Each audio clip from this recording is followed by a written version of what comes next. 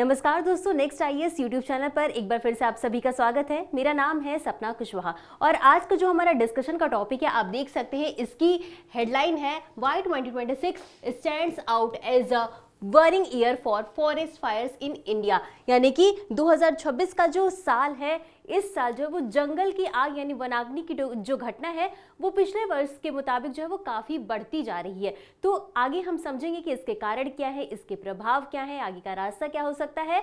और इसी के साथ ये पूरा टॉपिक जीएस पेपर 3 एनवायरमेंट से जुड़ा हुआ है और हम आगे बढ़ेंगे और समझ लेंगे कि हालिया खबर क्या है, यानी कि न्यूज़ क्या है। तो जैसे कि हमने आपको बताया कि भारत में वन अग्नि की घटनाओं में पिछले दशक की तुलना में 80% की अधिक वृद्धि देखी गई है।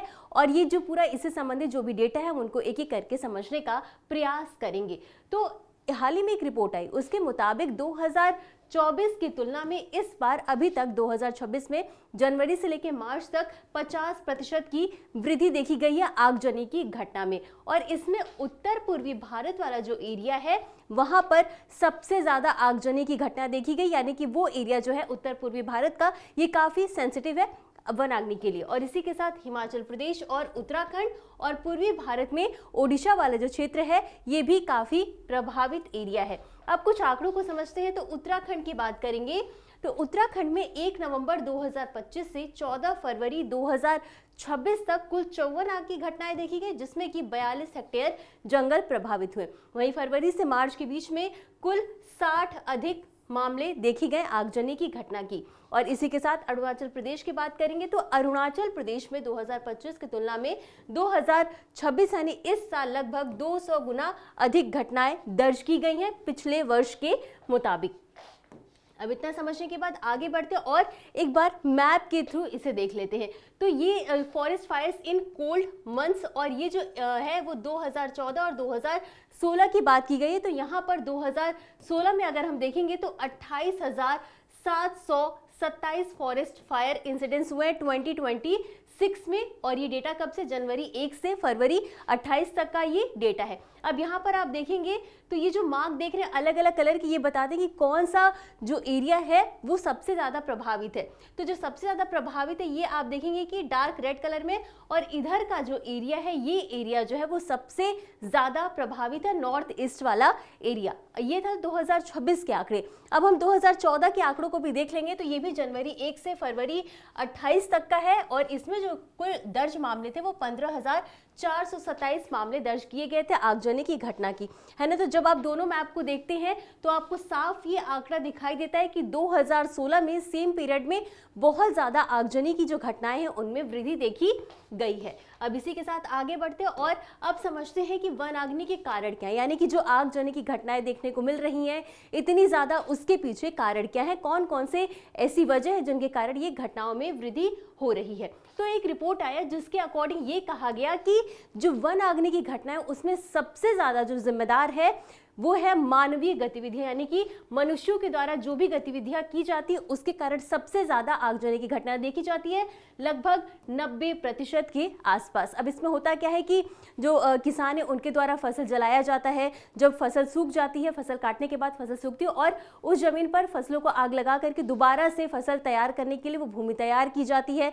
इसके अलावा झूम खेती की जाती है। तो इसमें क्या होता है कि एक जगह खेती की जाती है, फिर उसके बाद दूसरी जगह पर खेती की जाती है और पहली वाली जो जमीन होती है वहां पर भी आग लगा करके वो जमीन जो है वो साफ की जाती है। तो ये भी कारण है आगजनी के। और एक और रीजन है कि जब लोग कहीं घूमने जाते हैं पर्यटन के लिए बेसिकली, तो जंगल वगैरह में जाते हैं तो वहाँ पर क्या होता है कि सूखे घास होते हैं। अब कई लोग जो है वो धूम्रपान करके वहाँ पर टुकड़ा डाल देते हैं, जिसकी वजह से भी वन में जो है आग लग जाती है। और इस कारण से मानवीय गतिविधियों का 90% है जिसकी वजह से आगजनी की घटनाएं देखने को मिल रही हैं। अब WWF इंटरनेशनल रिपोर्ट की बात करेंगे तो 2020 में लगभग 75% वनाग्नि की घटनाओं के लिए मानव जिम्मेदार ठहराया गया था।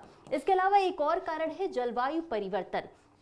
अब जलवायु परिवर्तन में अगर हम देखें तो तापमान जो है वो लगातार बढ़ता जा रहा है, कभी कम हो रहा है कभी ज़्यादा, लेकिन जब तापमान बढ़ता है तो उसके कारण क्या होता है, उसके कारण सूखा पड़ता है। और जब सूखा पड़ता है तो जो वनस्पतियां हैं, जो पेड़ पौधे होते हैं वो सूख जाते हैं, जिसके कारण बहुत जल्दी से आग उनमें लग जाती है। सूखे की स्थिति के कारण जो पौधे होते हैं, पेड़ पौधे होते हैं, वो काफ़ी कमज़ोर हो जाते हैं। तो जब आग लगती है तो वो काफ़ी जल्दी से उसमें आग जो है वो काफ़ी तेज़ी से बढ़ जाता है। अब मार्च अप्रैल में हीट वेव्स के कारण भी हिमालयी राज्यों में वनाग्नि में वृद्धि हुई। जब हीट वेव्स होता है तो क्या होता है, टेम्परेचर बढ़ता है, और सेम टेम्परेचर बढ़ेगा तो सूखे की स्थिति होगी, और जो जंगल के पेड़ पौधे हैं वो सूख जाते हैं और उनमें आग जल्दी से लग जाती है। इसके अलावा एक और कारण है एल नीनो की घटनाओं में वृद्धि।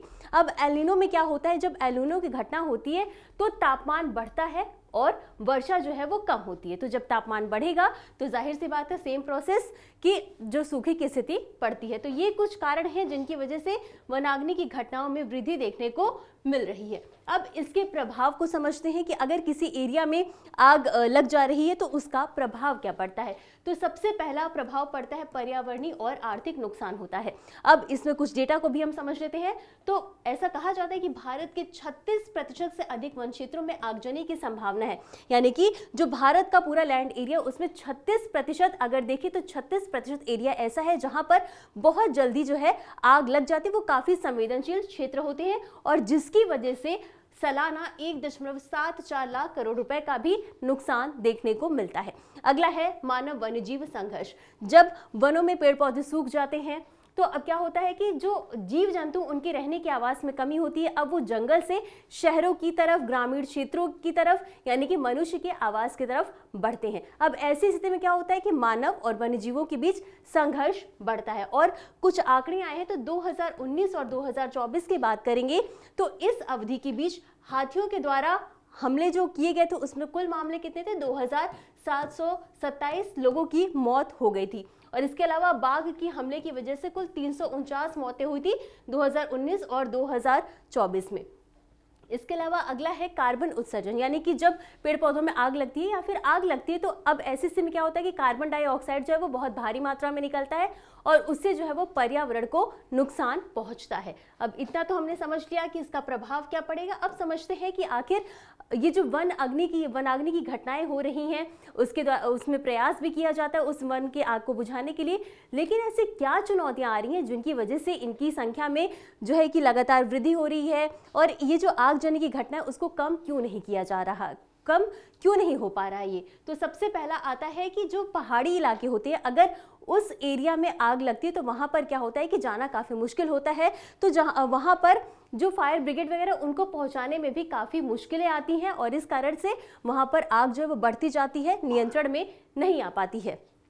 इसके अलावा एक और कारण है कि जो जंगल का एरिया होता है वहाँ पर नदियाँ, तालाब जो है वो बहुत कम मात्रा में देखने को मिलती है। तो अब आग लगती है तो उसको बुझाने के लिए जल की उपलब्धता कम होती है। तो अब हम कुछ आंकड़ों को समझते हैं। तो 2019 तक हमें कुल 8559 अग्निशमन केंद्र की जरूरत थी, लेकिन जब हम आंकड़ों को देखेंगे तो 2019 में कुल 3377 अग्निशमन केंद्र ही मौजूद थे भारत के अंतर्गत। वहीं भारत के 60% से अधिक राज्य जो है वनाग्नि की घटनाओं के प्रति काफी संवेदनशील हैं।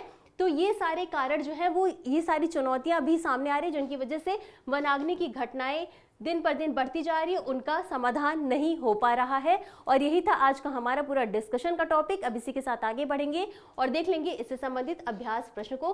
प्रश्न है, वनाग्नि की घटनाओं और उनसे जुड़े कारकों के संदर्भ में निम्नलिखित कथनों पर विचार करें। आपके पास दो कथन है। पहला कथन है कि भारत में वनाग्नि की घटनाओं में जलवायु परिवर्तन एक प्रमुख योगदान करता है, और दूसरा कथन है एल नीनो घटनाएं आमतौर पर औसत से कम वर्षा और शुष्क मौसम की अवधि में वृद्धि से जुड़ी होती हैं। आपको बताना है कि उपर्युक्त में से कौन सा या कौन से कथन सही है या सही है। ए ऑप्शन है केवल एक, बी केवल दो, सी एक और दोनों, या डी न तो एक और न ही दो। तो इस प्रश्न का उत्तर आपको हमेशा की तरह कमेंट बॉक्स में देना है। आज के लिए बस इतना ही। धन्यवाद।